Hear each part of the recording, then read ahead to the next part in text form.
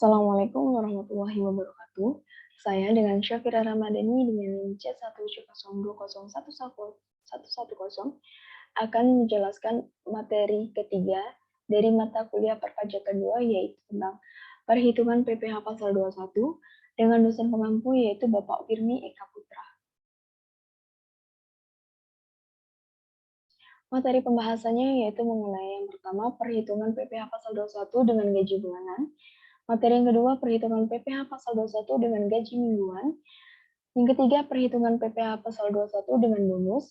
Yang keempat, perhitungan PPh pasal 21 atas pembayaran uang rapel. Baiklah, kita langsung saja pada materi pertama, yaitu perhitungan PPh pasal 21 dengan gaji bulanan.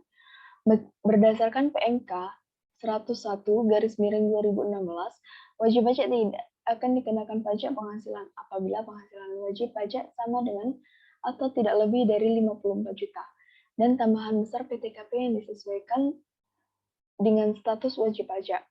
Dalam RUU HPP, besar PTKP tidak berubah, yakni sebesar 54 juta per tahun atau 4,5 juta per bulan untuk diri wajib pajak orang pribadi lajang tanpa tanggungan. Yang kedua, tambahan 4.500.000 untuk wajib pajak yang kawin, 54 juta untuk istri yang memiliki jumlah penghasilan tersebut telah digabung dengan penghasilan suami. Yang keempat, tambahan 4.500.000 untuk setiap anggota keluarga kandung, serta keluarga dalam garis keturunan, serta anak angkat yang menjadi tanggungan sepenuhnya. Paling banyak 3 orang untuk setiap keluarganya. Dalam RUU HPP yang di dalamnya merevisi beberapa undang-undang perpajakan, salah satunya yaitu Undang-Undang PPh, maka tarif pajak progresif PPh pribadi untuk PPh 21 untuk mengetahui PPh terutangnya adalah sebagai berikut. Pada lapisan pertama, rentang penghasilan UU PPh yaitu 0 sampai 50 juta dengan tarif 5%, rentang penghasilan RUU HPP dengan rentang 0 sampai 60 juta dengan tarif 5%. Pada lapisan kedua, rentang penghasilan UU PPh lebih dari 50 juta sampai dengan 250 juta dengan tarif 15%. Rentang penghasilan RUU HPP lebih dari 60 juta sebesar 250 juta dengan tarif 15%. Pada lapisan tarif yang ketiga, rentang penghasilan UU PPh lebih dari 250 juta sampai dengan 500 juta dengan tarif 25%. Maka rentang penghasilan RUU HPP lebih dari 250 juta sampai dengan 500 juta dengan tarif 25%. Lapisan tarif yang keempat yaitu rentang penghasilan UU PPh lebih dari 500 juta dengan tarif 30% dan rentang penghasilan RUU HPP lebih dari 500 juta sampai dengan 5 miliar dengan tarif 30%.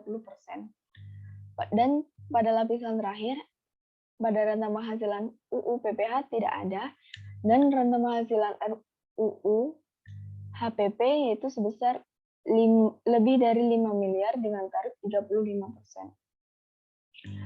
Langsung saja pada contoh perhitungan dengan gaji bulanan. Ada Anto bekerja sebagai pegawai tetap pada PT Bebas sejak tahun 2020. Anto mendapatkan gaji bulanan sebesar 7 juta rupiah. Anto sudah menikah namun belum memiliki anak. Anto juga membayar iuran pensiun sebesar Rp250.000 tiap bulannya. Pada bulan Februari ini, Anto hanya mendapatkan penghasilan dari gaji bulanannya saja. Hitunglah PPh 21 yang harus dipotong atas gaji bulan Maret yang diterima oleh Anto. Maka perhitungannya yaitu pada gaji sebulan sebesar 7 juta rupiah. Maka dilakukan pengurangan dengan mengurangi biaya jabatan sebesar 5%, maka menghasilkan 350.000 dan iuran pensiun sebesar 250.000, maka total dari pengurangan yaitu sebesar 600.000. Maka penghasilan neto sebulannya yaitu sebesar 6.400.000. Dan penghasilan neto tersebut dikalikan dengan setahun sebesar Rp76.800.000. Lalu untuk PTKP dalam setahun untuk diri wajib pajak sendiri yaitu sebesar 54 juta dan untuk status kawinnya yaitu 4.500.000. Maka total PTKP-nya sebesar 58.500.000. Maka untuk penghasilan kena pajak dalam setahunnya, yaitu dikenakan sebesar Rp18.300.000. Untuk PPh pasal 21 terutang dalam setahun, yaitu dikenakan pasal berlapis. Lapis yang pertama yaitu 5%, maka menghasilkan Rp915.000 per tahunnya. Dan untuk per bulannya, yaitu sebesar Rp76.250. Materi yang kedua yaitu tentang perhitungan PPh pasal 21 dengan gaji mingguan.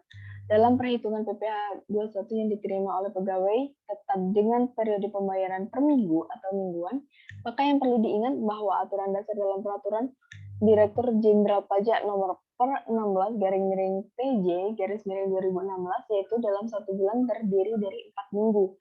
Langsung saja pada contoh perhitungannya. Sania bekerja pada PT Sentosa Raya sebagai pegawai tetap. Sania digaji secara mingguan sebesar Rp1.500.000. Sania sudah menikah namun belum memiliki anak. Hitunglah PPh 21 atas gaji mingguan yang diterima oleh Sania. Maka perhitungannya yaitu gaji dalam sebulan. Dalam sebulan ada 4 minggu, maka gaji dalam seminggu yaitu Rp1.500.000 dikalikan dengan 4 minggu yaitu hasilnya Rp6 juta. Dilakukan pengurangan yaitu dengan biaya jabatan 5%, hasilnya adalah Rp300.000. Maka penghasilan neto dalam sebulannya sebesar Rp5.700.000. Dan penghasilan neto dalam setahunnya yaitu sebesar Rp68.400.000. Untuk PTKP-nya, untuk diri wajib pajak sendiri yaitu sebesar 54 juta dan untuk status kawinnya sebesar 4.500.000. Total dari PTKP sebesar Rp58.500.000. Untuk penghasilan kena pajak dalam setahunnya dikenakan sebesar Rp9.900.000. Selanjutnya untuk PPh 21 terutang dalam setahun dikenakan lapis pertama yaitu sebesar 5%. Dan dari Rp9.900.000 maka hasilnya Rp495.000 dalam setahun. Dan untuk dalam sebulannya yaitu sebesar Rp41.250 per bulan. Dan di sini adalah perhitungan dalam mingguan. Maka 41.250 dibagi dengan 4. Hasilnya 10.312,5 per minggunya. Selanjutnya yaitu perhitungan PPh pasal 21 dengan gaji dan bonus. Yaitu contoh langsung saja pada contoh perhitungan PPh pasal 21 terhadap penghasilan berupa bonus. Yaitu Janeta dengan tidak kawin bekerja pada PT Satria dengan memperoleh gaji sebesar Rp8 juta dalam sebulan. Pada bulan Maret 2020, Janeta memperoleh bonus sebesar 5 juta. Sehingga pada bulan Maret 2020, Janeta memperoleh penghasilan berupa gaji sebesar 8 juta, bonus sebesar 5 juta rupiah. Setiap bulan, Janeta membayar iuran pensiun ke dana pensiun yang pendirinya telah disahkan oleh Menteri Keuangan sebesar Rp50.000. Hitunglah PPh pasal 21 atas bonus tersebut. Maka perhitungannya yaitu untuk penghasilan setahun, gaji dalam setahun yaitu 8 juta dikalikan dengan 12, maka hasilnya Rp96 juta.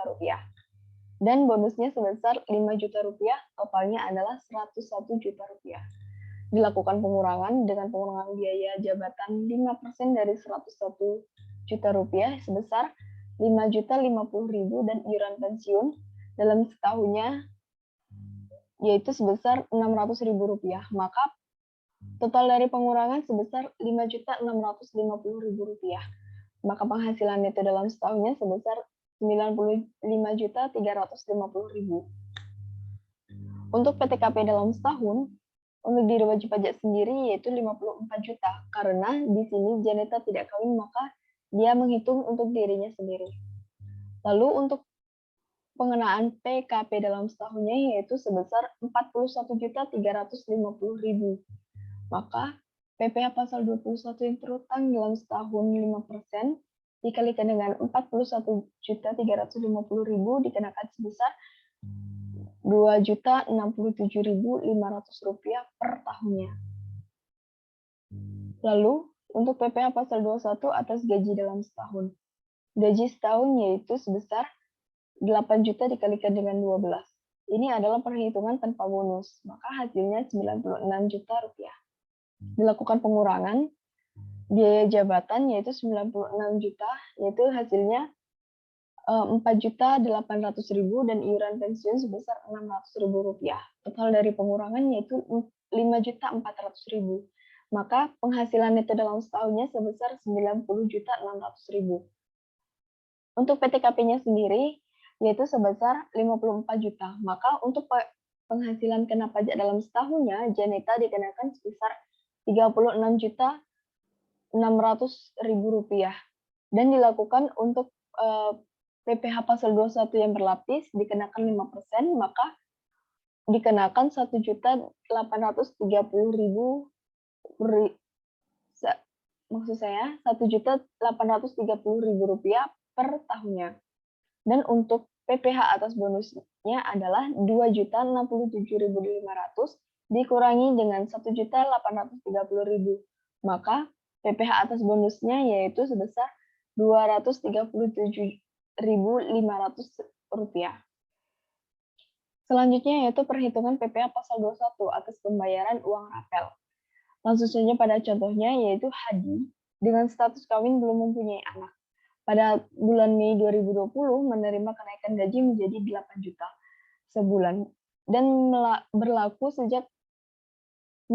surut sejak 1 Januari 2020. Dengan adanya kenaikan gaji yang berlaku surut tersebut, maka Hadi menerima rapel sejumlah 5 juta, yaitu dari kekurangan gaji untuk masa Januari sampai dengan April 2020. Untuk menghitung PPh pasal 21 atas uang rapel tersebut, terlebih dahulu dihitung kembali PPh pasal 21 untuk masa Januari sampai dengan April 2020 atas dasar penghasilan setelah ada kenaikan gaji. Dengan demikian, perhitungan PPh pasal 21 terutamanya adalah sebagai berikut. Penyelesaiannya yaitu langkah pertama sebelum kenaikan gaji, yaitu sebesar 5 juta rupiah per bulannya. Dilakukan pengurangan biaya jabatan 5%, yaitu sebesar 250.000 dan iuran pensiun 50.000. Totalnya adalah 300.000 rupiah. Maka penghasilan neto dalam sebulannya Hadi dikenakan 4.700.000 rupiah. Dan untuk setahunnya yaitu dikenakan 56.400.000 rupiah. Dan untuk PTKP dalam setahunnya, untuk diri wajib pajak sendiri yaitu 54 juta rupiah dan untuk status kawinnya 4.500.000 rupiah. Maka total dari PTKP sebesar 58.500.000 rupiah. Untuk PKP-nya sendiri dalam setahun yaitu nihil karena penghasilan neto dalam setahun lebih kecil daripada PTKP, maka tidak dikenakan pajak dalam per tahunnya. Maka dari hal tersebut maka mengakibatkan PPh pasal 21 terutan dalam setahunnya nihil, PPh 21 dalam sebulannya nihil, PPh 21 telah dipotong dari bulan Januari sampai dengan April juga nihil. Langkah selanjutnya yaitu setelah kenaikan gaji sebesar 8 juta. Dikenakan pengurangan biaya jabatan sebesar 300.000 dan iuran pensiun sebesar 50.000. Maka total pengurangannya yaitu 350.000. Penghasilan neto dalam sebulannya sebesar 7.650.000, maka untuk dalam setahunnya yaitu Hadi dikenakan 91.800.000. Dan untuk PTKP dalam setahunnya sendiri, untuk diri wajib pajak sendiri yaitu 54 juta dan untuk status kawin 4.500.000. Total PTKP dalam setahunnya yaitu sebesar 58.500.000. Dan PKP atau penghasilan kena pajak dalam setahunnya dikenakan 33.300.000 rupiah. Dan untuk PPh yang berlapis yaitu dikenakan 5%, yaitu sebesar 1.665.000 rupiah. Dan PPh turut itu dalam setahun dan untuk sebulannya yaitu 138.750 rupiah per bulannya.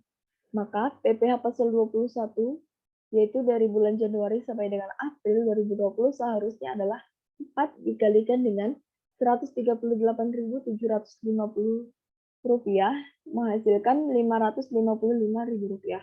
Dan yang sudah dipotong pada bulan Januari sampai dengan April 2020 yaitu nihil. Maka PPh pasal 21 untuk uang rapel yaitu sebesar Rp555.000. Dan catatannya adalah PPh 21 sebulan yang sudah dipotong telah dihitung sebelumnya dengan besaran gaji sebelum kenaikan yakni nihil. Terima kasih, sekian presentasi saya mengenai materi yang ketiga. Kurang lebihnya saya mohon maaf. Saya akhiri. Wallahul muwaffiq ila aqwamit thoriq. Wassalamualaikum warahmatullahi wabarakatuh.